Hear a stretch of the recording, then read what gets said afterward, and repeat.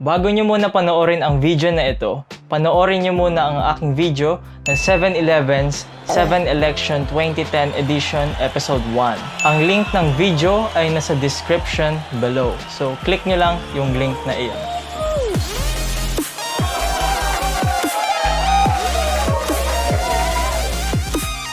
Mabuhay Philippines! Ako nga pala si Vince Arapan at ito ang karagdagang impormasyon ng 7 Election 2010. Noong 2010, inulunsad ng 7-Eleven ang kauna-unahang edition ng 7 Election. Nagsimula ang 7 Election 2010 noong March 10, 2010 hanggang May 4, 2010. Nagtagal ang 7 Election 2010 ng 55 araw o 55 days. Ito ang may pinakamatagal na 7 Election sa lahat ng 7 Election promos. Sa unang edition ng 7 Election, naglabas ang 7-Eleven ng anim na baso para sa first edition ng 7 Election. Pero merong 10 kandidato sa pagkapresidente noong 2010 election. Pero 6 lang ang ginawa nila ng baso. Ang ginawan lang nila ng solo na baso ay ang top 5 sa survey noon. Kaya ang makikita nyo itong 5, meron silang solo na baso at yung mga natirang 5 ay pinagkasya sa iisang baso. Sino-sino nga ba ang nasa top 5 survey ng 2010 official survey? Well, silang 5 ang nasa top 5. Uunahin ko muna si Senator Benigno Aquino III, sumunod si Senator Richard Dick Gordon, si Senate President Manny Villar, si Secretary of National Defense Gibo Teodoro at si dating Pangulong Erap Estrada. At yung mga natirang 5 ay inilagay sa iisang baso. Kaya makikita nyo rito si Brother Eddie Villanueva, Environmentalist Nicanor Perlas, Senator Jambi Madrigal, Olongapo Councilor JC De Los Reyes at ang KBL representative na si Vitaliano Acosta. Noong March 4, 2010, dinisqualified ng COMELEC si Vitaliano Acosta. Ngunit ang kanyang pangalan ay nasa balota kaya 10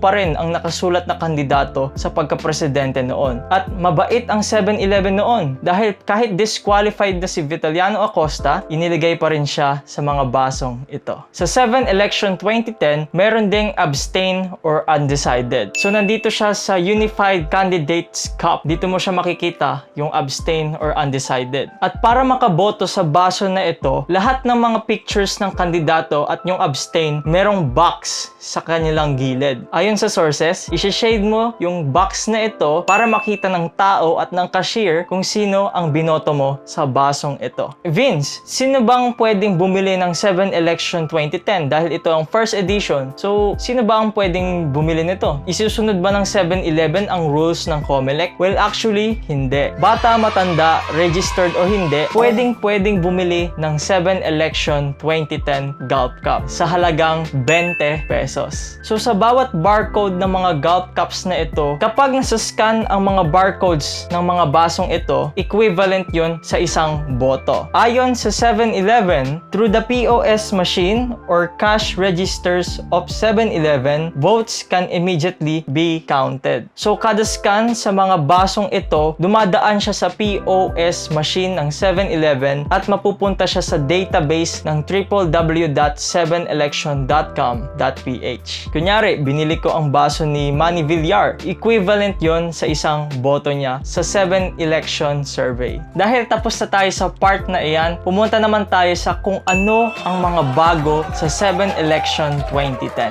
Ang unang bago sa 7 election 2010 ay walang iba kung hindi ang 7 election. Ito ang kauna-unahang 7 election sa kasaysayan ng 7 election ng 7-Eleven. So ito ang first edition. Ito yung mga unang nirelease sa 7 election. Pangalawa, website. First time din na buo ang www.7election.com.ph para makita ng tao sa online kung sino nangunguna sa 7 election survey. Pangatlo naman, first cup to feature Philippine presidential candidates. Although before 2010, may mga nirelease na atang mga presidential candidate cups, pero these are the officials. Ito yung first official cups na ma-feature ang mga Philippine candidates for presidential election. Like, registered sila sa DTI and such. Ang ika-4 na bago sa 7 election 2010 ay ang online advertisement. Dahil nagiging popular na ang social media noong 2010 like Facebook, Twitter, Yahoo, so on and so forth, ang 7-Eleven ay gumawa ng promotional video para sa 7 election 2010. So ito ang first video ng 7-Eleven about 7 election. So I will show you the video right now.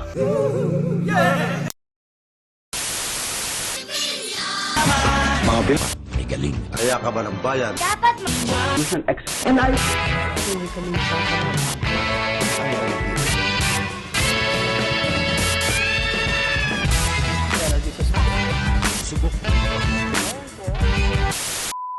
We interrupt this program for an important announcement.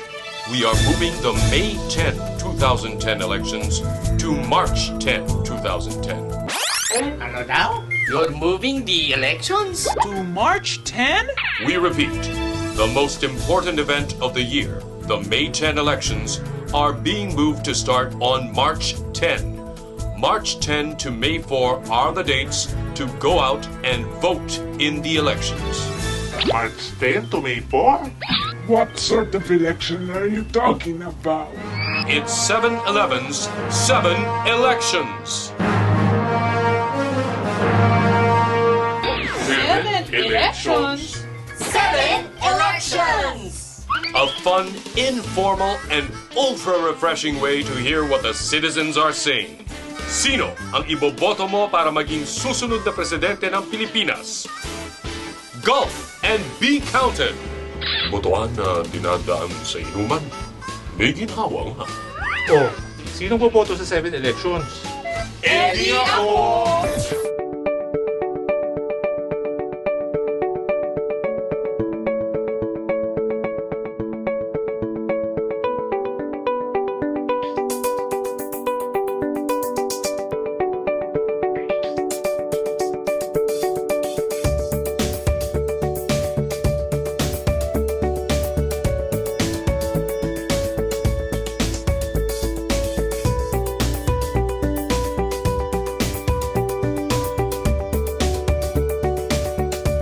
Tapusin ang kahirapan. Walang kahirap-hirap bumoto sa 7 elections. Laban Pinoy. God Pinoy. Good governance. Good gulp. The 7-Eleven 7 elections.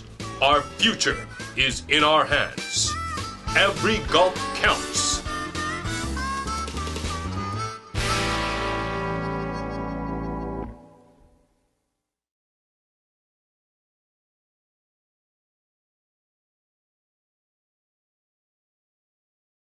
Di ba ang cute? So, yun ang first promotional video ng 7 election noong 2010. So, ayun. This is the beginning of a wonderful 7 election history. Binuo ito ng 7-Eleven to raise awareness to the people about sa 2010 presidential election. And the popularity of these cups went skyrocketed. Naging popular to sa tao dahil first time nga lang makakita ng tao ng mga ganitong klaseng baso tuwing election. At sa sobrang sikat ng 7 election 2010, bumuo ng article ang official page ng Senate of the Philippines about sa 7 election 2010. Ganon siya kasikat noon. At sa sobrang sikat niya, lahat ng balita sa TV5, ABS-CBN at GMA, pag magko-commercial break sila, pinapakita nila yung survey results ng 7-Eleven. So ganun ang popularity ng 7 election noon at nag-click siya sa tao and the rest is history. So ayun lang ang bago sa 7 election 2010. And after the election, nang manalo na si Noynoy Aquino bilang presidente or bilang 15th president of the Philippines, gumawa ang 7-Eleven ng commemorative cup nito, commemorating the then Senator and now becoming President Benigno Aquino III. Noong June 24, nirelease ng 7-Eleven ang commemorative cup ni Benigno Aquino III at nagkakahalaga ito ng 20 pesos. Ito nga rin pala ang first post ng 7-Eleven regarding sa 7 election. So ito siya.